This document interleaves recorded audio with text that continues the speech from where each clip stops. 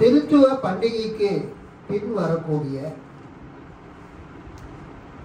12ஆம் ஞாயிற்றுக்கிழமை 12th Sunday after the Trinity Sunday. இந்த நாளில் வாசிக்கும்படியாக திருச்சபை பெரியோர்களால் நமக்கு கொடுக்கப்பட்டிருக்கிற வேத பகுதி மார்க் 5ஆம் அதிகாரம் 1 முதல் 20 வசனங்கள். மார்க் 5 1 முதல் 20. பின்பு அவர்கள் கடலுக்கு அக்கறையில் உள்ள கதரேனருடைய நாட்டில் வந்தார்கள். அவர் படவிலிருந்து இறங்கின உடனே அசுத்த ஆவியுள்ள ஒரு மனுஷன் பிரேத கல்லறைகளில் இருந்து அவருக்கு எதிராக வந்தான். அவனுடைய குடியிருப்பு கல்லறைகளிலே இருந்தது.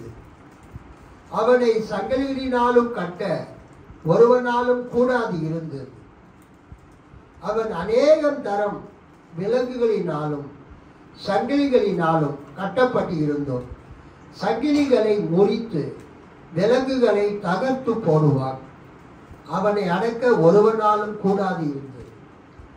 அவன் எப்பொழுதும் இரவும் பகலும் மலைகளிலும் கல்லறைகளிலும் இருந்து கூக்குரலிட்டு கல்லுகளினாலே தன்னை காயப்படுத்தி கொண்டிருந்தான். அவன் இயேசுவை தூரத்திலே கண்டபோது ஓடி வந்து அவரை பணிந்து கொண்டு, இயேசுவே, உன்னதமான தேவனுடைய குமாரனே, எனக்கும் உமக்கும் என்ன? என்னை வேதனைப்படுத்தாதபடிக்கு தேவன் பேரில் உமக்கு ஆணை என்று மிகுந்த சத்தமிட்டு சொன்னான். ஏனெனில் அவர் அவனை நோக்கி, அசுத்த ஆவியே, இந்த மனுஷனை விட்டு புறப்பட்டு போ என்று சொல்லி இருந்தார். அப்பொழுது அவர் அவனை நோக்கி, உன் பேர் என்னவென்று கேட்டார். அதற்கு அவன், நாங்கள் அநேகராய் இருக்கிறபடியால் என் பேர் லேகியோன் என்று சொல்லி தங்களை அந்த திசையில் இருந்து துரத்தி விடாதபடிக்கு அவரை மிகவும் வேண்டிக் கொண்டார். அப்பொழுது அவ்விடத்தில் மலையருகே அநேகம் பன்றிகள் கூட்டமாக மேய்ந்து கொண்டிருந்தது. அந்த பிசாசுகள் எல்லாம் அவரை நோக்கி, பன்றிகளுக்குள்ளே போகும்படி அவைகளுக்குள்ளே எங்களை அனுப்பும் என்று அவரை வேண்டிக் கொண்டனர். இயேசு அவைகளுக்கு உத்தரவு கொடுத்தவுடனே அசுத்த ஆவிகள் புறப்பட்டு பன்றிகளுக்குள் போயின. உடனே ஏறக்குறைய 2000 பன்றிகள் உள்ள அந்த கூட்டம் உயர்ந்த மேட்டிலிருந்து ஓடி கடலிலே பாய்ந்து கடலில் அமிழ்ந்து மாண்டது. பன்றிகளை மேய்த்தவர்கள் ஓடி இதை பட்டணத்திலும் சுற்றுப்புறங்களிலும் அறிவித்தார்கள். அப்பொழுது சம்பவித்ததை பார்க்கும்படி ஜனங்கள் புறப்பட்டு இயேசுவின் இடத்தில் வந்து, லேகியோனாகிய பிசாசுகள் பிடித்து இருந்தவன் வஸ்திரம் தரித்து உட்கார்ந்து புத்தி தெரிந்திருக்கிறதை கண்டு பயந்தார்கள். பிசாசுகள் பிடித்திருந்தவனுக்கும் பன்றிகளுக்கும் சம்பவித்ததை கண்டவர்களும் அவர்களுக்கு விவரமாய் சொன்னார்கள். அப்பொழுது தங்கள் எல்லைகளை விட்டு போகும்படி அவரை வேண்டிக் கொள்ள தொடங்கினார்கள். அப்படியே அவர் படவில் ஏறுகிற பொழுது பிசாசு பிடித்திருந்தவன் அவரோடே கூட இருக்கும்படி தனக்கு உத்தரவு கொடுக்க அவரை வேண்டிக் கொண்டான். இயேசு அவனுக்கு உத்தரவு கொடாமல், நீ உன் இனத்தாரிடத்தில் உன் வீட்டிற்கு போய் கர்த்தர் உனக்கு இறங்கி உனக்கு செய்தது எல்லாம் அவர்களுக்கு அறிவி என்று சொன்னார். அந்தபடியே அவன் போய் தனக்கு செய்தது எல்லாம் தெக்கப்பொலி எனும் நாட்டில் பிரசித்தம் பண்ண தொடங்கினான். எல்லாரும் ஆச்சரியப்பட்டார்கள். அல்லேலூயா, அல்லேலூயா, அல்லேலூயா. கண்களை மூடி ஜெபிப்போம். மகா கிருபையும் இரக்கமும் மிகுந்த பரம தகப்பனே, இன்றைக்கு ஸ்தோத்திரம். இந்த 7ஆம் தேதி செப்டம்பர் மாதம் 2025 வருடம் திருத்துவ பண்டிகைக்கு பிறகு வரக்கூடிய இந்த 12ஆம் ஞாயிற்றுக்கிழமையிலே நாங்கள் அந்த லேகியோ பிசாசுகள் பிடித்திருந்தவனை இயேசு சுகமாக்கின அந்த சம்பவத்தை நாங்கள் வாசித்தோம். அதை தியானிக்க போகிறோம். எங்களோடு பேசும். இங்கே இருக்கிறவர்களுக்கும் இந்த செய்தியை யூடியூப் மூலமாக, ஃபேஸ்புக், வாட்ஸ்அப் மூலமாக பார்க்கிறவர்களுக்கும் கிருபை தருவீராக. உமக்கே ஸ்தோத்திரம். இயேசுவின் நாமத்தில் ஜெபிக்கிறோம் நல்ல பிதாவே, ஆமென். கர்த்தருக்கு ஸ்தோத்திரம் உண்டாவதாக. இந்த அருமையான நல்ல நாளிலே கர்த்தர் நம்மை கொண்டு வந்ததற்காக கர்த்தருக்கு ஸ்தோத்திரம். இது ஒரு அற்புதமான ஒரு வேத பகுதி. முதலாவது இந்த மார்க்கு சுவிசேஷத்தை பற்றி நான் உங்களுக்கு சொல்ல விரும்புகிறேன். ஒரு தடவை கொரட்டூர்ல அந்த மீன் கடைக்கு பக்கத்துல ஒரு பேட்டா ஷோரூம் இருக்கும். அந்த பிஎஸ்சி பேட்டா ஷோரூமு அதை நடத்துகிற பையனும் என் ஸ்டூடெண்ட்டு தான், என்கிட்ட படித்தவன் தான், பாலிடெக்னிக். அந்த சந்தில் போனால் சாமியல், சார்லட் சாமியல், அவங்க 2 பேரும் சிஎஸ்சி சர்ச்சை சேர்ந்தவங்க. அவங்க அங்கே குடியிருந்தாங்க. அது அவங்க வீடு அங்கே இருந்தது. இப்போ அந்த வீட்டை விற்றுட்டு அவங்க ஆவடிக்கு போயிட்டாங்க. அல்லேலூயா. ஒரு முறை நான் அவங்க வீட்டுக்கு சும்மா விசிட்டிங்காக போயிருக்கும்போது அவங்கக்கிட்ட பேசிட்டு இருந்தேன். அவங்க புருஷாகத்தில் இருக்கிற ஈவாட் ஸ்கூலில் டீச்சர், நல்ல ஒரு அன்பான டீச்சர், நல்ல டீச்சர், கடவுள் பற்றி மிக்கவங்க. அவங்கக்கிட்ட பேசிட்டு இருக்கும்போது இந்த ரோமன் கேத்தலிக் சர்ச்சில் இயேசு சிலுவையிலே தொங்கக்கூடிய அந்த சிலைகளை பற்றி நாங்கள் பேசி கொண்டிருந்தோம். அப்போ அவங்க சொன்னாங்க, ரொம்ப அருமையான ஒரு கருத்து சொன்னாங்க. சார்லட் சாமியல் அவங்க பேர். சண்டே ஸ்கூல் தான் எடுப்பாங்க அவங்க சர்ச்சில். அதனால்தான் சண்டே ஸ்கூல் டீச்சர்ஸுங்க நல்ல வேத அறிவு உடையவங்களாக இருக்கணும். அல்லேலூயா. சண்டே ஸ்கூல் நடத்துறவங்க எப்படி இருக்கணும்? வேத அறிவும் உலக ஞானமும் உடையவங்களாக இருக்கணும். அப்போ அவங்க சொன்னாங்க, நம்ம நினைக்கிறோம் ரோமன் கேத்தலிக் சர்ச்சில் சிலை வழிபாடு அவங்க பண்ணுறாங்கன்னு, அது எப்படி வந்ததுன்னா அப்படின்ட்டு அவங்க விளக்கம் கொடுத்தாங்க. மார்க்கு 15 அதிகாரம், மார்க்கு 15 அதிகாரம் 39வது வசனம். அவருக்கு எதிரே நின்ற 100க்கு அதிபதி அவர் இப்படி கூப்பிட்டு ஜீவனை விட்டதை கண்டபோது, மெய்யாகவே இந்த மனுஷன் தேவனுடைய குமாரன் என்றான். அல்லேலூயா. கையில தட்டி ஆண்டவர் மகிமைப்படுத்தும்.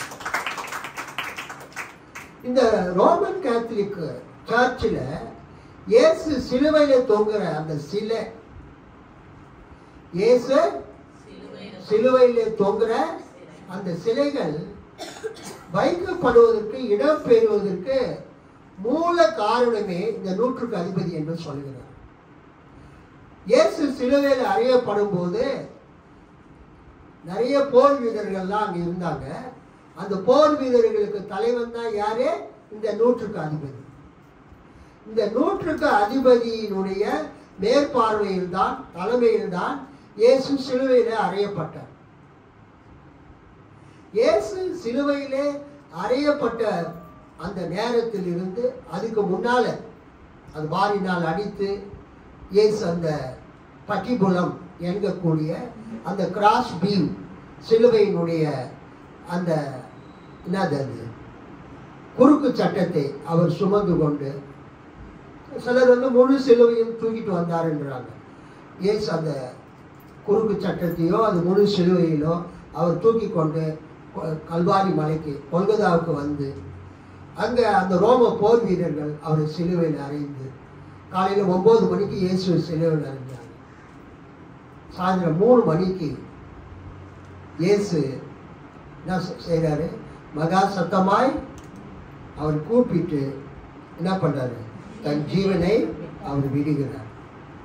அந்த காட்சியை இயேசு 37 இயேசு மகா சத்தமாய் கூப்பிட்டு ஜீவனை விட்டார். அப்பொழுது தேவாலயத்தின் திரைச்சீலை மேல் தொடங்கி கீழ் வரைக்கும் 2ஆக கிழிந்தது.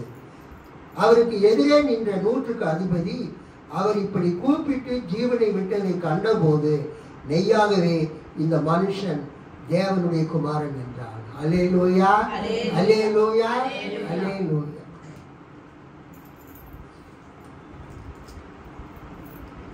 He is God's son. Truly, மெய்யாகவே இந்த சிலுவையில் தொங்கிக் கொண்டிருக்கிற இயேசு தேவகுமாரன் என்று யார் சொன்னது? அந்த 100க்கு அதிபதி சொன்னான். அவன் ஒரு ரோம படை தளபதி. அவன் சொன்னதை கேட்டு அந்த ரோமர்கள், ரோமாபுரியில் இருக்கிறவர்கள், இத்தாலியில் இருந்தவர்கள் அந்த ரோம படை தளபதியினுடைய வார்த்தையை கேட்டு சிலுவையில் தொங்கும் இயேசு கிறிஸ்து யார்? தேவனுடைய குமாரன் என்று அவர்கள் விசுவாசிக்க தொடங்கினார்கள். அதனாலதான் அந்த ரோமன் கேத்தலிக் சர்ச்சில் அந்த ரோம 100க்கு அதிபதியினுடைய வார்த்தையை விசுவாசித்தவங்க சிலுவையில் அறையப்பட்ட, சிலுவையில் தொங்கி பாடுபட்டு மரித்த இயேசுவானவர் யாரே? தேவனுடைய குமாரன். மெய்யாகவே இந்த மனுஷன் தேவனுடைய குமாரன் என்றார். சொன்னது யாரு? அந்த 100க்கு அதிபதி. 100க்கு அதிபதி ஒரு ரோமானிய குடிமகன், ரோம படை தளபதி. ஆகவே ரோமன் கேத்தலிக் சர்ச் அந்த ரோமாபுரியில் அவங்க என்ன பண்ணாங்க? அங்கே தான் பேரரசர் இருந்தார். அந்த பேரரசர் கிறிஸ்டினா மாறின போது அவங்க சபையில் விக்கிரகத்தை எல்லாம் உடைச்சு போட்டுட்டு தேவகுமாரன் ஆகிய இயேசுவினுடைய சிலுவை காட்சியை அவங்க சபையிலே வைக்க ஆரம்பிச்சாங்க. கைத்தட்டி ஆண்டவர் மகிமைப்படுத்தலாமா?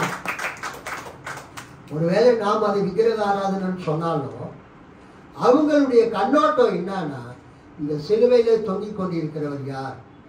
தேவனுடைய குமாரன். சிலுவையில அறையப்பட்டவர், சிலுவையில தொங்கிக் கொண்டிருக்கிறவர், சிலுவையில மரித்தவர் ஒரு சாதாரண மனிதன் அல்ல, தேவனுடைய குமாரன். He is God's son. இந்த செய்தியைத்தான் மார்க் இந்த சுவிசேஷத்தில் எழுதுறாரு. இந்த மார்க் சுவிசேஷம் யாருக்கு எழுதப்பட்டது? ரோமாபுரியில் இருக்கிற மக்களுக்கு எழுதப்பட்டது.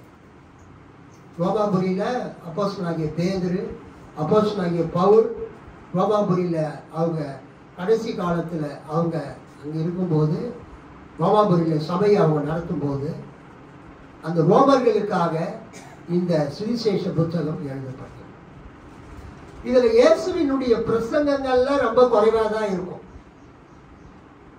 மார்க் சுவிசேஷத்தில் என்ன குறைவா இருக்கும்?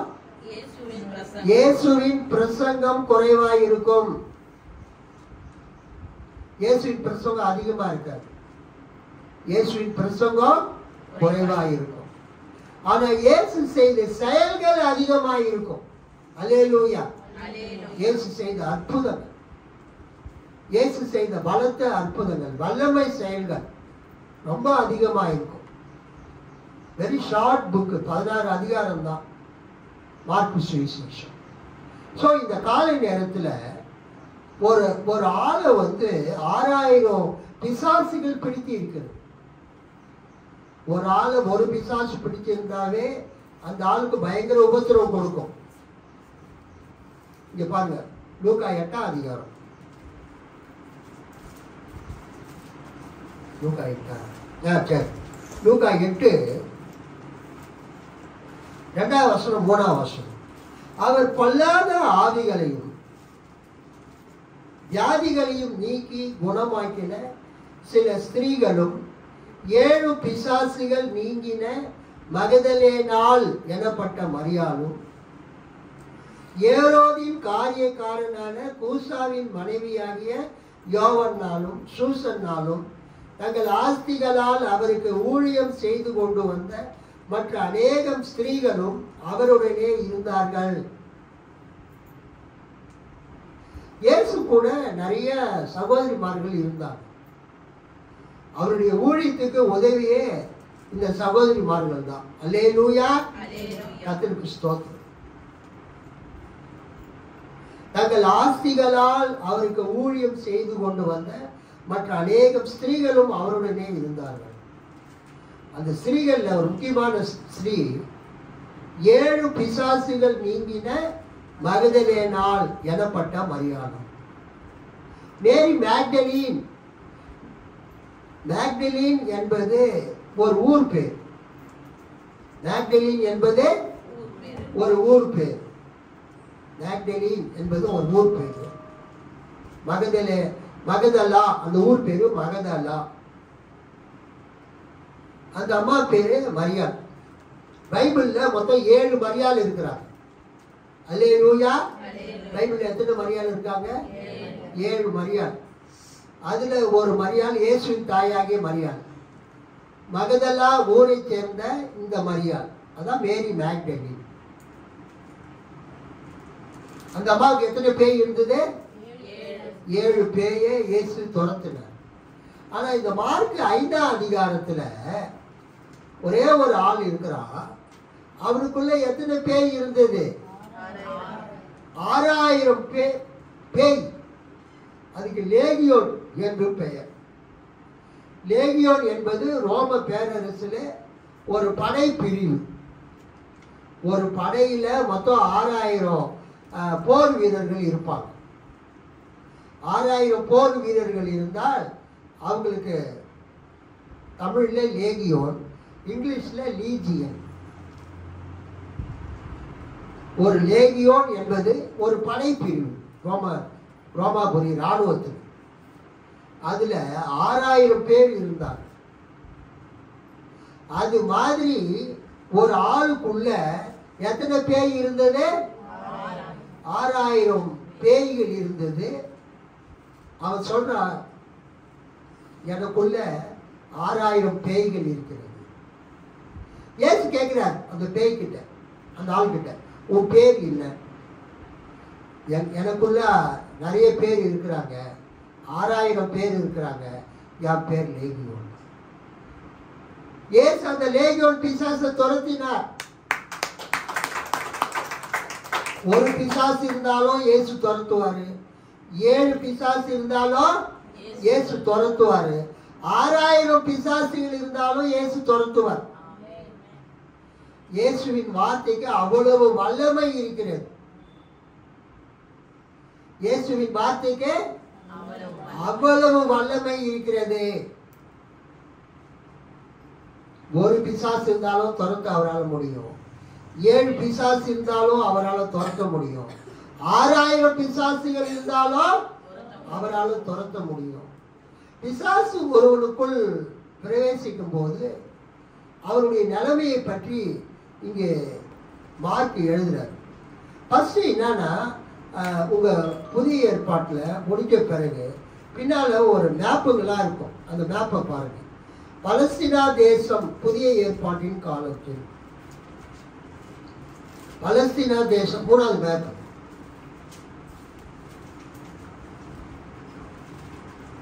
திருப்புங்க. பலஸ்தீனா தேசம் புதிய ஏற்பாட்டின் காலத்தில். அதை நீங்க பார்த்தீங்கன்னா வேலை வந்து கலிலேய கடல் இருக்கும். இருக்கா? கலிலேய கடல் இருக்கா? கலிலேய கடலுக்கு கிழக்கு பக்கத்தில் இருக்கக்கூடிய பகுதிக்கு தான் கதரேன், தெக்கப்போலி, கெர்கசேனர் இதெல்லாம் இருக்குது. ஸோ அது அந்த கலிலேய கடல் வந்து ஒரு சவுச்சவ் மாதிரி இருக்கும். ஒரு சவுச்சவ் மேல் பகுதி சற்று பெருசாகவும் கீழ்ப்பகுதி குறுகினதாகவும் இருக்கும். ஸோ அந்த கலிலேய கடல் அந்த சவுச்சவ் ஷேப்ல இருக்கும். மேல் பகுதி பெருசா, கீழ்ப்பகுதி குறுகினதாக. இந்த கலிலேய கடலுக்கு கிழக்கு பகுதியில கதரேன் என்கிற ஒரு பட்டணம் இருக்குது. கெர்கசேனர் என்கிற ஒரு பட்டணம் இருக்குது. அங்கே தெக்கப்போலி என்று எழுதியிருக்கிறாங்க பாருங்க. தெக்கப்போலி அப்படின்னா 10 பட்டணங்கள் அர்த்தம். கிரேக்க வார்த்தை தெக்கப்போலிஸ். தெக்கா அப்படின்னா 10, போலீஸ் அப்படின்னா பட்டணம். தெக்கப்போலிஸ் அப்படின்னா தமிழ்ல தெக்கப்போலி. அதுக்கு என்ன அர்த்தம்? 10 பட்டணங்கள். தெக்கா 10, போலீஸ் பட்டணங்கள், தெக்கப்போலிஸ் 10 பட்டணங்கள். இயேசு கலிலேயா கடல்ல அந்த மேற்கு பக்கத்துல இருந்து கிழக்கு பக்கத்துக்கு வராரு. அங்கு வந்த உடனே அங்கு ஒரு பிசாசு பிடித்த ஒரு மனிதனை சந்திக்கிறார். 5:1. பின்பு அவர்கள் கடலுக்கு அக்கறையில் உள்ள, அதாவது கிழக்கு பக்கத்தில் உள்ள கதரேனருடைய நாட்டில் வந்தார்கள். அவர் படவில் இருந்து இறங்கின உடனே அசுத்த ஆவியுள்ள ஒரு மனுஷன் பிரேத கல்லறைகளில் இருந்து அவருக்கு எதிராக வந்தான். அவனுடைய குடியிருப்பு கல்லறைகளிலே இருந்தது. அவனை சங்கிலிகளினாலும் கட்ட ஒருவனாலும் கூடாது இருந்தது. அவன் அநேகம் தரம் விலங்குகளினாலும் சங்கிலிகளினாலும் கட்டப்பட்டு இருந்தோம். சங்கிலிகளை முறித்து விலங்குகளை தகர்த்து போடுவான். அவனை அடக்க ஒருவனாலும் கூடாது இருந்தது. அவன் எப்பொழுதும் இரவும் பகலும் மலைகளிலும் கல்லறைகளிலும் இருந்து கூக்குரல் இட்டு கல்லுகளினாலே தன்னை காயப்படுத்தி கொண்டிருந்தான். அவன் இயேசுவை தூரத்திலே கண்டபோது ஓடி வந்து அவரை பணிந்து கொண்டு, இயேசுவே, உன்னதமான தேவனுடைய குமாரனே, எனக்கும் உமக்கும் என்ன, என்னை வேதனைப்படுத்தாதபடிக்கு தேவன் பேரில் உமக்கு ஆணை என்று உமக்கு சத்தம் என்று மிகுந்த சத்தமிட்டு சொன்னான். ஏனெனில் அவர் அவனை நோக்கி, அசுத்த ஆவியே, இந்த மனுஷனை விட்டு புறப்பட்டு போய் என்று சொல்லி இருந்தார். பிசாசு பிடித்தவன் எப்படி இருப்பான் என்பதை இங்கு மார்க் ரொம்ப அழகா எழுதியிருக்கிறார்.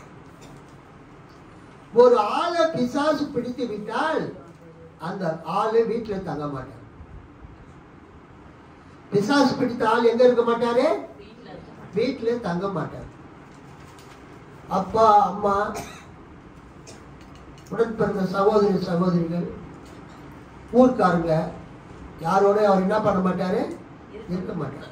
அந்த பிசாசு இருக்க விடாது.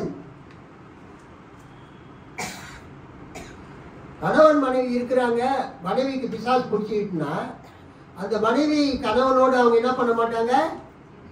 இருக்க மாட்டாங்க, அவங்க வாழ மாட்டாங்க. அதே மாதிரி ஒரு புருஷனுக்கு பேய் பிடிச்சிக்கிட்டு என்றால் அவன் அந்த மனைவியோடு என்ன பண்ண மாட்டான்? வாழ மாட்டான். மனைவி விட்டு பிரிஞ்சு போயிடுவான்.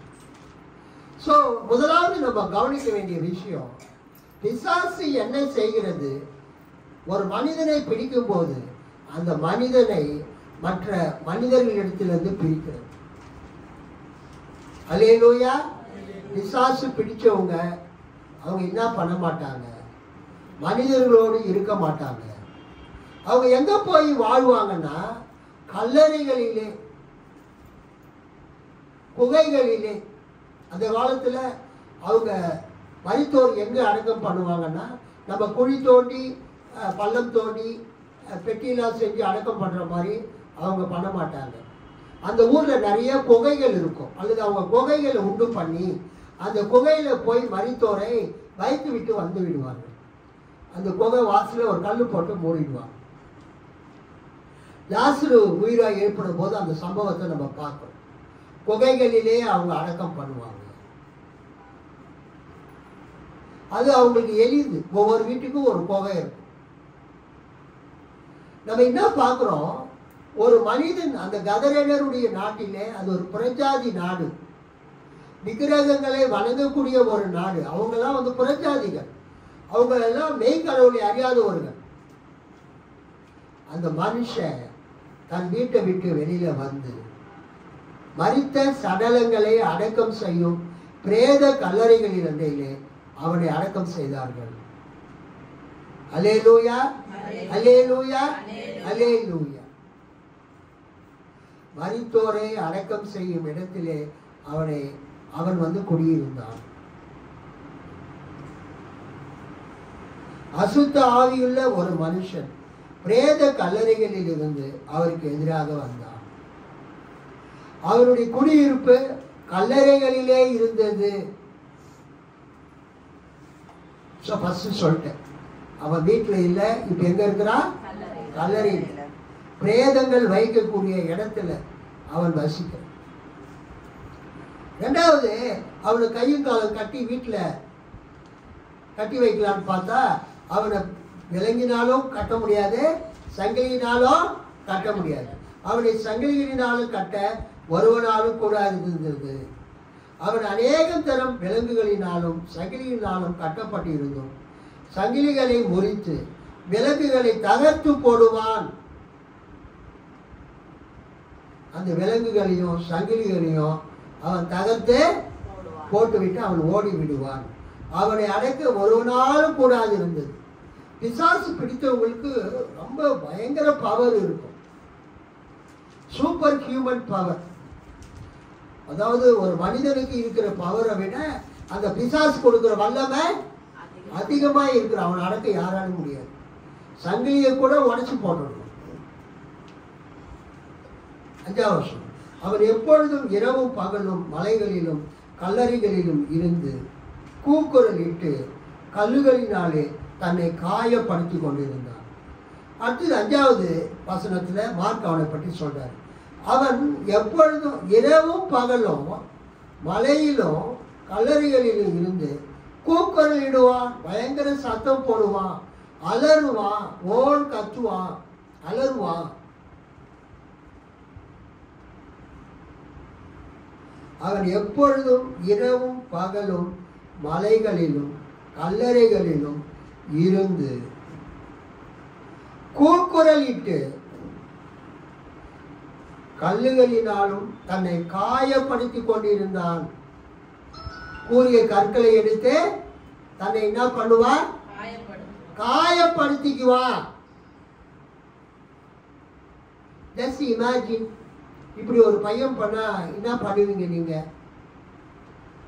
உங்க பையனோ உங்க பொண்ணோ வீட்டில் தங்காம மலையில புகையில பிரேதங்கள் அடக்கம் பண்ற இடத்துக்கு ஓடி போய் பயங்கரமா கத்தி கூச்சல் போட்டு அங்க இருக்கிற கூரிய கற்களை எடுத்து தங்கள் தலையிலிருந்து கால் வரைக்கும் தங்களை குத்தி கொண்டால் நீங்கள் என்ன செய்வீர்கள்?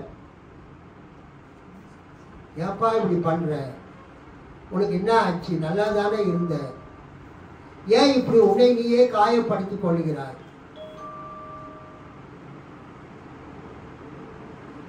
அவனை சங்கிலியால கட்டினாலும் அவன் சங்கிலியை அறுத்து போட்டு ஓடிடுறான். கையிலையும் காலையும் விலங்கு மாட்டினாலும் கையும் காலையும் முறுக்கி விலங்குகளை உடைத்து போட்டு விடுகிறான். மனிதர்களால் கட்டுப்படுத்த முடியாத நிலையில அவன் இருந்தான்.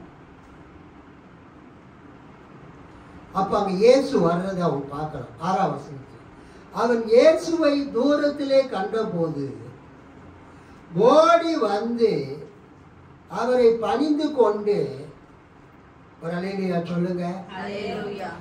இயேசு தூரத்திலே வர்றதை அவன் கண்டு இயேசு கிட்ட ஓடி வந்து அவன் பாதத்திலே விழுகிறான். அல்லேலூயா. இயேசு தேவாதி தேவன், தேவகுமாரன். அவர் யார் என்று மனிதர்களுக்கு தெரியவில்லை, ஆனால் பிசாசுக்கு தெரிகிறது. இயேசு யார் என்று மனிதர்களுக்கு தெரியவில்லை, ஆனால் பிசாசுக்கு தெரிகிறது. அவரை பணிந்து கொண்டு 7ஆம் வசனம், இயேசுவே உன்னதமான தேவனுடைய குமாரனே, எனக்கும் உமக்கும் என்ன, என்னை வேதனைப்படுத்தாதபடிக்கு தேவன் பேரில் உமக்கு ஆணை என்று மிகுந்த சத்தமிட்டு சொன்னான். இயேசு அந்த படகில் இருந்து இறங்கி வர்றத அந்த பிசாசு பிடித்த மனிதன் அவன் கண்டு ஓடி வந்து அவர் காலில் விழுந்து, இயேசுவே உன்னதமான தேவனுடைய குமாரனே, எனக்கும் உமக்கும் என்ன, என்னை வேதனைப்படுத்தாதபடிக்கு தேவன் பேரில் உமக்கு ஆணை என்று மிகுந்த சத்தமிட்டு சொன்னான். அந்த பிசாசு சொல்லுது, என்ன தயவு செய்து வேதனைப்படுத்தாதீங்க. அல்லேலூயா.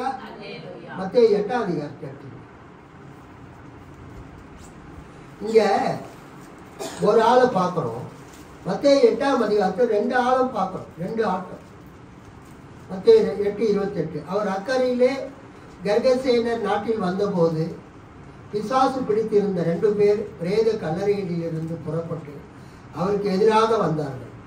அவர்கள் மிகவும் கொடியராய் இருந்தபடியால் அந்த வழியாக ஒருவனும் நடக்கக்கூடாது இருந்தது. அவர்கள் அவரை நோக்கி, இயேசுவே, தேவனுடைய குமாரனே, எங்களுக்கும் உமக்கும் என்ன? காலம் வரும் முன்னே எங்களை வேதனைப்படுத்த இங்கே வந்தீரோ என்று கூப்பிட்டார்கள். ஒரு அல்லேலூயா சொல்லாமா? ஸோ இங்கே வரக்கூடிய வார்த்தையும் அங்கே வரக்கூடிய வார்த்தை கவனிங்க. இயேசுவே, தேவனுடைய குமாரனே, எங்களுக்கும் உமக்கும் என்ன? காலம் வரும் முன்னே எங்களை வேதனைப்படுத்த இங்கே வந்தீரோ என்று கூப்பிட்டார்கள். அதாவது பிசாசுகளுக்கு முடிவு உண்டு. அந்த முடிவு எப்பன்னா உலகத்தினுடைய முடிவு. மத்தேயு 25வது அதிகாரம், மத்தேயு 25வது அதிகாரத்தில் 41ஆம் வசனத்தில் அந்த ராஜா சொல்லுவார், இயேசு சொல்லுவார், அப்பொழுது இடது பக்கத்தில் நிற்பவர்களை பார்த்து, அவர் சபிக்கப்பட்டவர்களே, என்னை விட்டு பிசாசுக்காகவும் அவன் தூதர்களுக்காகவும் ஆயத்தம் பண்ணப்பட்டிருக்கிற நித்திய அக்கினியிலே போங்கள். அல்லேலூயா. பிசாசுக்கோ அவன் தூதர்களுக்கோ ஃபைனல் டெஸ்டினேஷன், அவங்க கடைசியா போக வேண்டிய இடம் என்னது? நித்திய அக்கினி.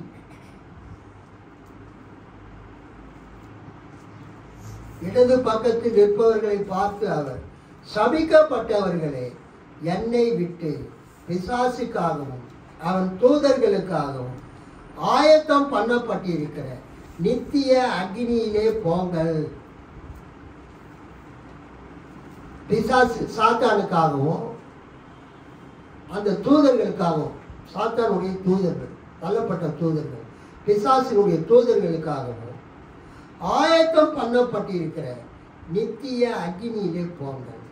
அதைத்தான் மத்தேயு 8ஆம் அதிகாரத்திலையும் மார்க் 5ஆம் அதிகாரத்திலையும் அந்த பிசாசுகள் சொல்லுகிறது இயேசு கிறிஸ்து கிட்ட.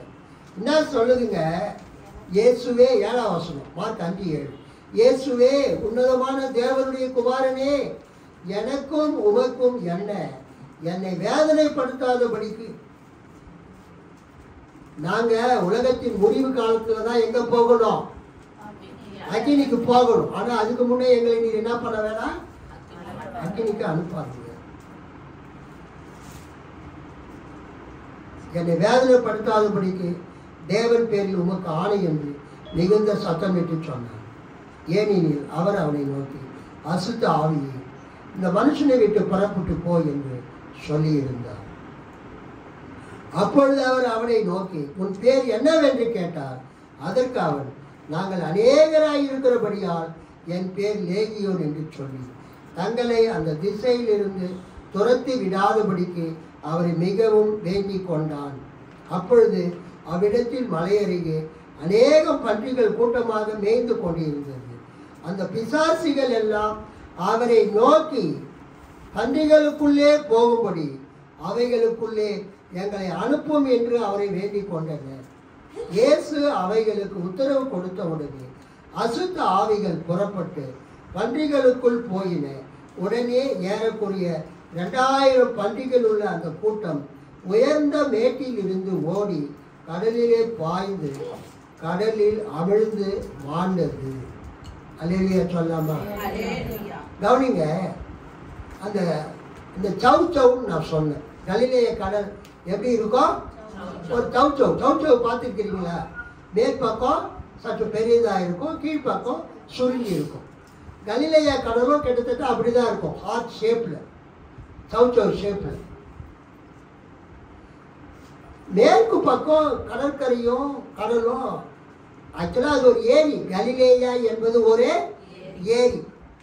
ஏரிக்கும் கடலுக்கும் என்ன வித்தியாசம்னா, ஏரிய ஒரு கரையிலிருந்து அடுத்த கரையை பார்க்கணும். கடலை ஒரு கரையிலிருந்து அடுத்த கரை பார்க்க முடியாது. ஸோ இப்போ புழல் ஏரி இருக்குது, சம்பரம்பாக்கம் ஏரி இருக்குது, புழல் ஏரி இருக்குது, நிறைய ஏரிங்க இருக்குது. வீராணம் ஏரி, பாண்டிச்சேரியில் உஸ்டேரி, நிறைய ஏரி இருக்குது. ஏரி என்றால் ஒரு கரையிலிருந்து அடுத்த கரையை பார்க்க முடியும். கடல் வந்து அது உள்நாட்டு கடல், இன்லேண்ட் சி. இன்லேண்டு சி அப்படின்னா இப்போ காஸ்பியன் கடல், அது வந்து ஒரு இன்லேண்டு சி. அது மாதிரி கலிலேய கடல் வந்து ஒரு இன்லேண்டு சி. அது ஆக்சுவலாக ஒரு lake Galilee or Galilee lake. இந்த கலிலேய கடலுடைய மேற்கு பக்கம் தண்ணீரும் தரையும் ஒட்டி கொண்டிருக்கும். நம்ம மெரினா பீச் மாதிரி கடல் அலை வந்து கரையில் படுது. மக்கள் போயிட்டு இறங்கி தண்ணியில் என்ன பண்ணுறாங்க, காலை வைக்கிறாங்க. ஆனால் இந்த கலிலேய கடலுடைய கிழக்கு பக்கம் வந்து மணல் கிடையாது, ஃபுல்லாக பாறைகள், மலைகள். அதனால மலை மேலேருந்து கீழே விழலாமே தவிர அங்கே வந்து கிராஸ் பண்ண முடியாது. ஸோ படகுல போயிட்டு அந்த மலை மேலே ஏறி தான் அந்த பக்கத்துக்கு போகணும். ஸோ இந்த காலை நேரத்தில் அந்த பிசாசு பிடித்த மனிதன் சொல்கிறான், இயேசுவே தேவகுமாரனே, எங்களுக்கு இன்னும் நேரம் வரல, நியாயத்திற்பின் நாள் எங்களுக்கு இன்னும் வரல, நீ தயவுசெய்து எங்கள் அக்னி கடலுக்கு, கந்தகமோ அக்னி எரிகிற கடலுக்கு எங்களை அனுப்பிட வேண்டாம். பிசாசுக்கும் அவர் தூதர்களுக்கும் ஆயத்தம் பண்ணப்பட்டிருக்கிற நித்திய அக்னிக்கு எங்களை அனுப்பிவிட வேண்டாம். அந்த பன்றிகை மேய்ஞ்சிட்டு இருக்குது, அங்க அனுப்புங்க. அங்க எத்தனை பன்றி இருக்குது? 2000 பன்றி. இந்த 6000 பிசாசுகள் அந்த 2000 பன்றிக்குள்ள போகுது. அப்ப அந்த பன்றிகள் நினைக்குது, இந்த பிசாசு பிடிச்சி இந்த உலகத்துல வாடுறதை விட தண்ணியில உழுது செத்து போறதே நல்லதுன்னு இந்த 6000 பிசாசுகள் அந்த பன்றிகளை நோக்கி போகும்பொழுது அந்த 2000 பன்றிகளும் கடலில் விழுந்து மாண்டன. அது ஒரு மிகப்பெரிய இழப்பு. இப்போ நம்ம நாட்டில் ஆடு வளர்க்குறாங்க, மாடுகள் வளர்க்குறாங்க. அதனால அவங்களுக்கு லாபம். ஆடு வளர்க்குறாங்க, மாடு வளர்க்குறாங்க, பால் கறக்குறாங்க, அந்த கறிகாரனுக்கு ஆட்டை விற்கிறாங்க. அதனால ஒரு 2000 ஆடோ 2000 மாடோ இருந்தால் அது வளர்க்குறவங்களுக்கு லாபம். அது மாதிரி அந்த கதரேண்டருடைய நாடு புறஜாதிகள் நாடு. அந்த புறஜாதிகள் பன்றிகளை சாப்பிடக்கூடியவர்கள். அந்த கதரேனர், கரசேனர், இவங்கெல்லாம் யாருங்க? பன்றிகளை சாப்பிடக்கூடிய புறஜாதிகள். அவங்களுக்கு அது உணவு. ஸோ ஒருத்தர் 2000 பன்றியை வளர்க்குறாருன்னா அவருக்கு நல்ல லாபம். ஒரு பன்றியை ஒரு 1000 ரூபாய்க்கு விற்றா கூட 2000 பன்றி விற்றா எவ்வளோ காசு கிடைக்கும்? அவருக்கு நிறைய காசு கிடைக்கும். அது அவங்களுடைய ஒரு சொத்து, ஒரு வருமானம். இந்த பிசாசு கேட்குது, 6000 பிசாசுகள் அந்த ஆள்கிட்ட இருந்து எங்களை அந்த பன்றிகளுக்குள் அனுப்பி விடுகின்ற. ஏசு சரி போ அப்படின்னு சொல்லிட்டார். அந்த பேய்கள் 6000 பேய்கள் அந்த 2000 பேய்க்குள்ள போகும்போது என்ன நடக்குது? 2000 பன்றிகளும் கடலில் விழுந்து மாண்டன. அப்ப என்னன்னா அந்த பன்றிகள் பண்ண தீர்மானத்தை பாருங்க, இந்த பேய் பிடிச்சி இந்த உலகத்துல வாழுறதை விட நம்ம செத்து போறதே நல்லதுன்னு அந்த 2000 பன்றிகள் செத்து போயிடுச்சு. சூசைட் பண்ணிச்சுங்க, கடல்ல விழுந்து தற்கொலை பண்ணிக்கிச்சுங்க. 2000 பன்றிகளும் மாண்டன. பாருங்க, பன்றிகளுக்கு இருக்கிற அறிவு கூட இந்த மனுஷனுக்கு இல்லை. அந்த மனுஷனுக்குள்ள எத்தனை பேய் இருந்தது? 6000 பேய்கள் இருந்தது. லேகியோன் பிசாசு. லேகியோன் என்றால் 6000. அவனால முடியல. அவன் ஆடை இல்லாமல் இருந்தான். கற்களை எடுத்து தன்னை குத்தி கொண்டான். மலைகள் மேல் ஏறி சத்தம் போட்டான். பிரேதங்களோட, செத்துப்போன பிணங்களோட போய் குகையில தங்கி இருந்தான். அவன் பாவம் சாப்பாடு இல்லை, வீட்டில் இல்லை, அவனை கவனிப்பதற்கு யாரும் இல்லை. ஆனால் இயேசு அந்த பிசாசுகளை துரத்தின உடனே என்ன நடந்தது? அவனுக்கு புத்தி வந்தது. அல்லேலூயா. அவன் என்ன பண்ண பாருங்க.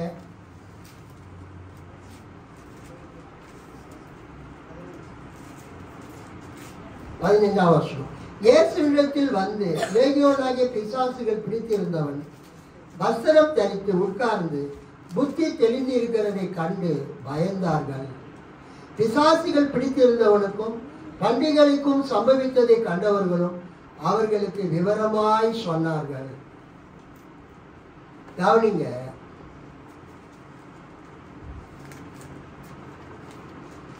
ஒரு ஆளை பிசாசு பிடிக்கும் போது அவருடைய வாழ்க்கையை அழிக்கிறது. ஒரு ஆளை பிசாசு பிடிக்கும் போது அவனுடைய தெளிவாக சிந்திக்கக்கூடிய திறமையை எடுத்து விடுகிறது. ஒரு ஆளை பிசாசு பிடிக்கும் போது அவன் வசனம் தரிக்க மாட்டான். ஒரு ஆளை பிசாசு பிடிக்கும் போது அவன் தன்னைத்தானே காயப்படுத்திக் கொள்ளுவான். ஒரு ஆளை பிசாசு பிடிக்கும் போது வீட்டில் குடியிருக்காம கல்லறையில் போய் குடியிருப்பான். இயேசு இப்படிப்பட்ட பிசாசுகளை இன்றைக்கும் துரத்துகிறவராக இருக்கிறார். இந்த மந்திரவாதிகள் அதைத்தான் பண்றாங்க. மந்திரவாதிகள், சூனியம் பண்றவங்க எல்லாம் மந்திரம் பண்ணி, ஏவுதல் பண்ணி நல்லா இருக்கிற குடும்பங்களை கெடுக்கிறாங்க. குடும்பத்தில் அழிவை ஏற்படுத்துகிறாங்க. கணவன் மனைவியை பிரிக்கிறாங்க. செய்த தொழிலை அழிக்கிறாங்க. மந்திரம், சூனியத்தின் மூலமாக. ஆனால் இயேசு ஒரு பிசாசு, 2 பிசாசு இல்லை, 7 பிசாசு இல்லை, 1000 பிசாசு இல்லை, 6000 பிசாசுகளை கூட ஒரு வினாடியிலே துரத்தக்கூடிய வல்லவராய் இருக்கிறார். அல்லேலூயா. அந்த வல்லமையை இயேசு தன்னுடைய ஊழியர்களுக்கு கொடுத்தார். போய் பிசாசுகளை துரத்துங்க என்று சொன்னார். மார்க் 16 அதிகாரத்தை படிங்க. மார்க் 16 அதிகாரம். மார்க் 16 அதிகாரத்துல 17ஆம் வசனத்தை படிங்க.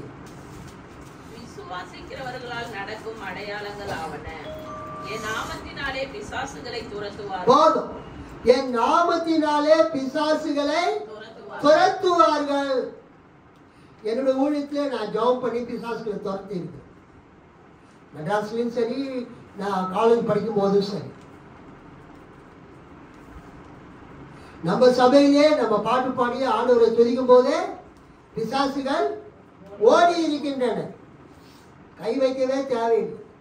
தேவனுடைய சபையில தேவனை துதித்து இயேசுவின் நாமத்தினால நம்ம ஜெபம் பண்ணி பிசாசுக்காக ஜெபிக்கிற நேரத்தில் பிசாசுகள் கீழே விழுந்து பிறண்டு, ஐயோ எரியுதே எரியுதே எரியுதே, நான் ஓடிடுறேன் ஓடிடுறேன் என்று பிசாசுகள் கத்தி கொண்டு ஓடி இருக்கின்றன. இன்றைக்கு இந்த காலை நேரத்தில் இயேசு தமது வல்லமையை தமது ஊழியர்களுக்கு கொடுத்திருக்கிறார், தமது போதகர்களுக்கு கொடுத்திருக்கிறார், தமது சபைக்கு கொடுத்திருக்கிறார். என்னை விசுவாசிக்கிறவன் நான் செய்கிற கிரியைகளை தானும் செய்வான், இவைகளை பார்க்கலும் பெரிய காரியங்களையும் செய்வான். ஸோ இந்த காலை நேரத்தில் இயேசு அந்த 6000 பிசாசுகள், அந்த லேகியோன் பிசாசை அந்த மனிதனிடத்திலிருந்து துரத்தினார். அந்த பிசாசுகள் 2000 பன்றி கூட்டத்துக்குள் போய் அந்த 2000 பன்றிகளும் மாண்டன. அதை பார்த்துட்டு இருந்தவங்க போய் ஊர்க்காரங்கிட்டலாம் சொல்றாங்க. ஊர்க்காரங்க வராங்க. அவங்க பார்த்துட்டு, இயேசுவே மிக்க நன்றி, எங்கள் ஊர்க்காரனுக்கு பிசாசு பிடிச்சிருந்தது, அது எந்த மந்திரவாதியாலும் ஓட்ட முடியல, நீர் அந்த பிசாசு பிடிச்சவனை சுகமாக்கி அவனை புத்தி தெளிய வச்சு அவன் வஸ்திரெல்லாம் முடித்தி நல்ல பிள்ளை மாதிரி சாதுவாக உட்கார்ந்துட்டு இருக்கிறானே, அதுக்காக உமக்கு நன்றி அப்படின்னு சொன்னாங்களா? அந்த ஊர்க்காரங்க என்ன சொல்றாங்க?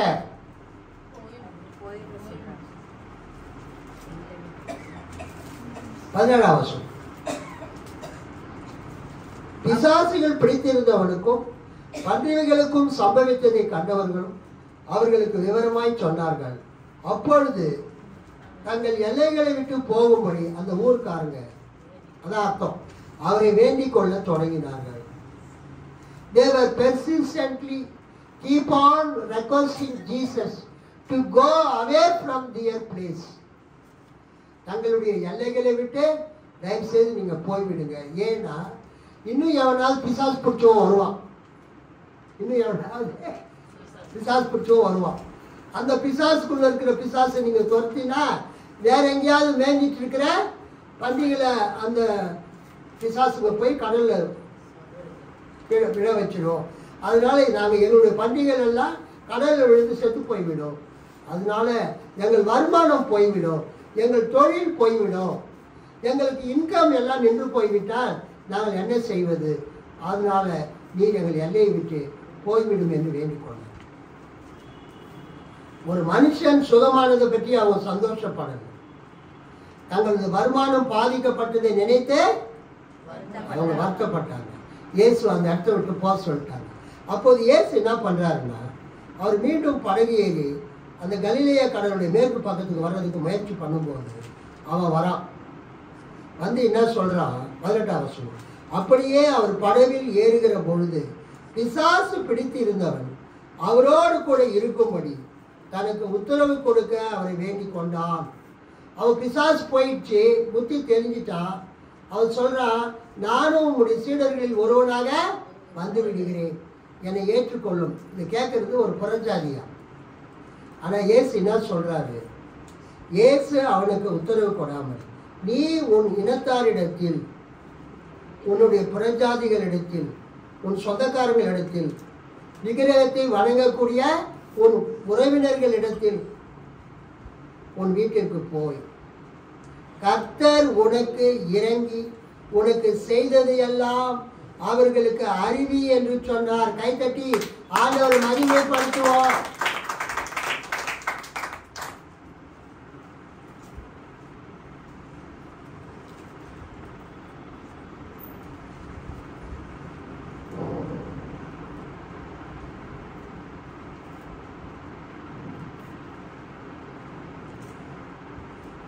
ரொம்ப முக்கியமான பாயிண்ட்.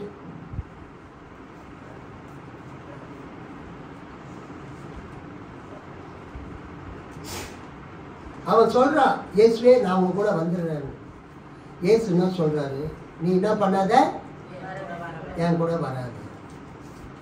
நீ உன் இனத்தாரிடத்திற்கு போய் கர்த்தர் உனக்கு இறங்கி உனக்கு செய்தவைகளை எல்லாம் அவர்களுக்கு அறிவி. பாகிஸ்தான்ல பில்குல் ஷேக் அப்படின்னு ஒரு அம்மா இருந்தாங்க, முஸ்லிம். அவங்க நான் அவரை அப்பா என்று அழைக்க துணிந்தேன் அப்படின்னு ஒரு புக்கு எழுதினாங்க. I dare to call him father. அதே மாதிரி இன்னொரு அம்மா டோன் வெயில், அதாவது கிழிக்கப்பட்ட அந்த திரை, அவங்களும் ஒரு முஸ்லீம் தான், பாகிஸ்தான்ல எழுதினாங்க. அவங்க முஸ்லீமா இருந்து ஆண்டவரை தரிசித்து அவங்க கிறிஸ்டின் ஆயிட்டாங்க. ஆனால் அவங்க என்ன பண்ணாங்கன்னா, பாகிஸ்தானை விட்டு வெளியேறி சுவிட்சர்லாந்துலேயோ அமெரிக்காவுக்கும் போய் அங்கே குடியிருக்க ஆரம்பிச்சிட்டாங்க. அப்போ ஒரு ஊழியக்காரி என்கிட்ட சொன்னார், பாகிஸ்தானில் அவங்க இருந்தாங்க, அந்த பில்குல் ஷேக்கோ அந்த இன்னொரு அம்மாவும். அவங்கள இயேசு சந்திக்கிறார். அவங்க எங்கே இருந்து ஊழியம் பண்ணணும்? பாகிஸ்தானில் இருந்து இயேசு என்னை சந்தித்தார். இயேசு என்னை அப்பா என்று எனக்கு வெளிப்படுத்தினார் அப்படின்னு சொல்லிட்டு பாகிஸ்தானில் இருந்துக்கிட்டே அவங்க ஊழியம் பண்ணால் நிறைய பேர் ரட்சிக்கப்படுவாங்க. இல்லை, இவங்க போய் கிறிஸ்துவ நாடுகளில் வசதியாக பாதுகாப்பாக இருந்தால் அதில் என்ன பிரயோஜனம் அப்படின்னு ஒருத்தர் கேள்வி கேட்டார். ஆக்சுவலாக பாகிஸ்தானில் வந்து கிறிஸ்தவங்களுக்கு இது மாதிரி பெண்கள் வந்து பிரச்சாரம் பண்ணுறதுக்கு அங்கே இடம் கிடையாது, பாதுகாப்பு இல்லை. தங்கள் பாதுகாப்புக்காக அவங்க மேலை நாடுகளுக்கு போயிட்டாங்க, சுவிட்சர்லாந்துக்கோ அமெரிக்காவுக்கோ மற்ற இடங்களுக்கோ. I dare to call him father, அவரை அப்பா என்று அழைக்க சொன்னது பில்குல் ஷேக். அதே மாதிரி இன்னொரு அம்மா டோன் வெயில் ஒரு புக்கு எழுதினாங்க.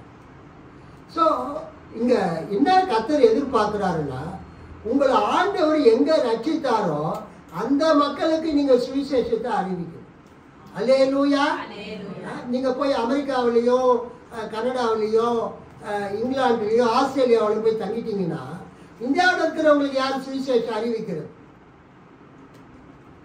இந்தியாவில் இருக்கிறவங்களுக்கு யார் சுவிசேஷத்தை அறிவிக்கிறது? கர்த்தர் உங்களை எங்கே ரட்சித்தாரோ அங்கே இருக்கிற மக்களுக்கு நீங்கள் சுவிசேஷத்தை அறிவிங்க. அமெரிக்காவுக்கு போங்க, கனடாவுக்கு போங்க, இங்கிலாந்துக்கு போங்க, ஜெர்மனிக்கு போங்க, பிரான்ஸுக்கு போங்க, எங்கே வேணாலும் போங்க. ஆனால் நீங்கள் சுவிசேஷத்தை யாருக்கு முதலாவது அறிவிக்கணும்? எங்க உங்களை ஆண்டவர் ரட்சித்தாரோ அந்த மக்களுக்கு அறிவிக்கணும். கைத்தட்டி ஆண்டவர் மகிமைப்படுத்தணும். நல்லா உற்சாகமாக கைத்தட்டி மகிமைப்படுத்தணும்.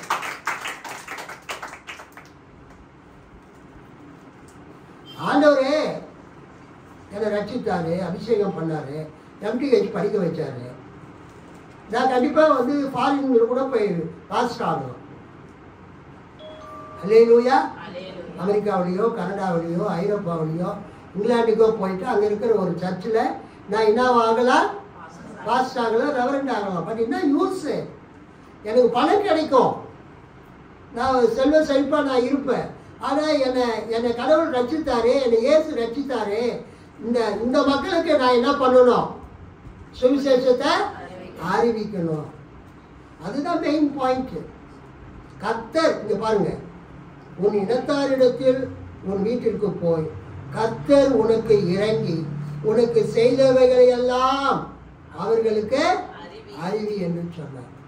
இங்க பியூட்டிஃபுல் 19ஆம் வசனத்துல கர்த்தர் உனக்கு இறங்கி, இயேசு அந்த லேகியோன் பிசாசு பிடித்தவன் மீது இரக்கம் வைத்து இறங்கி அந்த அற்புதத்தை அவனுக்கு செய்தார். அல்லேலூயா. அந்த 6000 பிசாசுகளை, அந்த லேகியோன் பிசாசை இயேசு அந்த கல்லறைகளிலே, பிரேத கல்லறைகளிலே தங்கியிருந்தவனுக்கு ஏன் செய்தார் என்றால் அவனுக்கு இறங்கினார். கர்த்தர் அவன் மேல என்ன பண்ணாரு? இரக்கம் வைத்தார். கர்த்தர் உனக்கு இறங்கி. இன்னைக்கு கர்த்தர் நிறைய பேருக்கு அற்புதம் செய்கிறார். காரணம் அவங்க மேல கர்த்தர் இறங்குகிறார். கர்த்தர் உங்களுக்கு இறக்க வச்சாதான் உங்களுக்கு அற்புதம் செய்வார். இந்த 6000 லேகியோன் பிசாசை கர்த்தர் துரத்தினார். ஏன் துரத்தினாரு? அவனுடைய நிலைமையை கண்டு கர்த்தர் அவனை சுகமாக்கினார், இறங்கினார். உனக்கு செய்தது எல்லாம் அவர்களுக்கு அறிவி என்று சொன்னார். 20ஆம் வசனத்தை கவனிங்க, முக்கியமானது. அந்தபடி அவன் போய் இயேசு தனக்கு செய்தவைகளை எல்லாம் தெக்கப்பொலி எனும் நாட்டில் பிரசித்தம் பண்ண தொடங்கினான். எல்லாரும் ஆச்சரியப்பட்டார்கள். 19ஆம் வசனத்துல கர்த்தர் உனக்கு இறங்கின்னு வருது. 20ஆவது வசனத்துல இயேசு தனக்கு செய்தவைகளை எல்லாம் தெக்கப்பொலி எனும் நாட்டில் பிரசித்தம் பண்ண தொடங்கினார். சோ இயேசுதான் கர்த்தர். அல்லேலூயா. இயேசுதான் தேவன், இயேசுதான் ஆண்டவர். Jesus is God. என்னாச்சு அவனுக்கு? போய் தண்ணி எடுத்துட்டு கொடுக்கறதுக்கு ஏன் இப்படி பண்ணிட்டு இருக்கிற நீ? இது இங்க கேமரா இங்க இருக்குது, நீ அப்படிதானே போற. ஓகே. கர்த்தர் உனக்கு இறங்கி உனக்கு செய்தவைகளை எல்லாம் அவர்களுக்கு அறிவி அப்படின்னு இயேசு சொல்றார். இவன் என்ன பண்றான்? அவன் போய் இயேசு தனக்கு செய்தவைகளை எல்லாம் தெக்கப்பொலி எனும் நாட்டில் பிரசித்தம் பண்ண தொடங்கினார். கர்த்தர் என்பது இயேசுவை குறிக்கிறது. கர்த்தர் என்பது தேவனை குறிக்கிறது. கர்த்தர் என்பது காடை குறிக்கிறது. சோ தேவன் தமது மிகுந்த கிருபையினால, இரக்கத்தினால, மன துருக்கத்தினால அந்த 6000 பிசாசுகளை பிடித்தவனை அவர் பார்த்து மனது இறங்கி, வஸ்திரம் இல்லாம, உடம்பு ஃபுல்லா காயம், கல்களால் குத்தி கொண்டிருந்தான், சாப்பாடு இல்லாம இருந்தான், அசுத்தமாய் இருந்தான், உதவி செய்வதற்கு யாருமற்ற நிலையிலே இருந்தான், ஹெல்ப்புக்கு யாருமே இல்லை, சாப்பாடு கொடுக்கறதுக்கு யாருமே இல்லை, பிரேதங்களோடு அந்த குழியில இருந்தான், கல்லறைகளில இருந்தான், பயங்கர சத்தம் போட்டான், கூக்குரலிட்டான். இயேசுவை அவன் பார்த்த உடனே அவர் இயேசு, அவர் தேவன், அவர் தேவகுமாரன், அவர் கர்த்தர் என்று அறிந்து அவனுக்கு இயேசு தான் வந்திருக்கிறார். யார் சொன்னது? யாராவது சொன்னாங்களா இயேசு வந்திருக்கிறாருன்னு? பிசாசுக்கு தெரியும், பிசாசுக்கு நல்லா தெரியும் இயேசு யாருன்னு. இயேசுவை பார்த்த உடனே அவன் வேகமாய் ஓடி வந்து அவர் பாதத்திலே விழுந்து இயேசுவை நோக்கி அவன் வேண்டிக் கொள்ள தொடங்கினான்.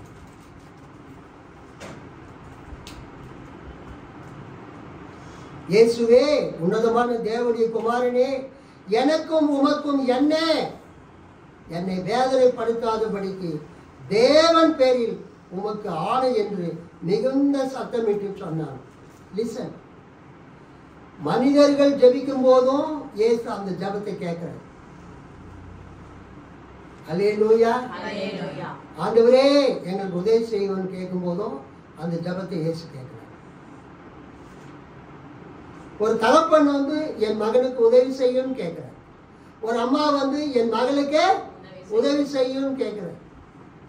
குஷ்டரோகிகள் எங்களை சுகமாக்கும்னு வேண்டிக் கொள்றாங்க.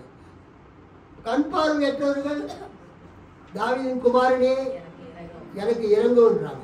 ஸோ மனிதர்களுடைய வேண்டுதல்களை இயேசு கேட்கிற மாதிரியே பிசாசுகள் பண்ண வேண்டுதலையும் இயேசு கேட்டார். அல்லேலூயா. பாருங்க, எங்களை தயவுசெய்து இப்பயே எரிநரகத்துக்கு அனுப்பிச்சிடாதீங்க, இப்பயே அக்னி ஜுவாலைக்கு அனுப்பிச்சிடாதீங்க, எங்களுக்கு இன்னும் காலம் இருக்குது, அது வரைக்கும் இந்த பன்றி கூட்டத்துக்கு அனுப்புங்க. அந்த ஜபத்தையும் இயேசு கேட்கிறார். அல்லேலூயா. இந்த காலை நேரத்தில் நாம் அறிந்து கொள்ள வேண்டிய சத்தியம் என்னவென்றால் நமது ஜபங்களை இயேசு கேட்கிறார். அல்லேலூயா. உங்கள் ஜபங்களை இயேசு கேட்கிறார். என்னுடைய ஜபத்தை இயேசு கேட்கிறார்.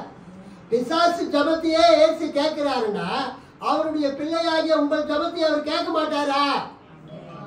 சொல்லுங்க, கேட்பாரா கேட்க மாட்டாரா?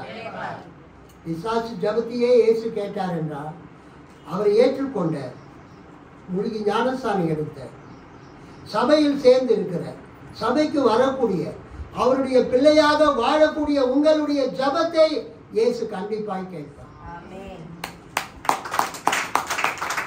உங்கள் வாழ்க்கையில அற்புதம் செய்யும். நான் காலையில் படிக்கும்போது எனக்கு அந்த தாட்டு தான் வந்தது. பிசாசுகளுடைய ரெக்வஸ்ட வேண்டுதலை இயேசு கேட்டார் என்றால் என்னுடைய ஜபத்தை இயேசு கேட்பாரா கேட்க மாட்டாரா? கேட்பார், கண்டிப்பா கேட்பார். இந்த காலை நேரத்தில் உங்கள் ஜபத்தை ஆண்டவர் கேட்பார். அதே நேரத்தில் இயேசு உங்களுக்கு என்ன சொல்றாரு?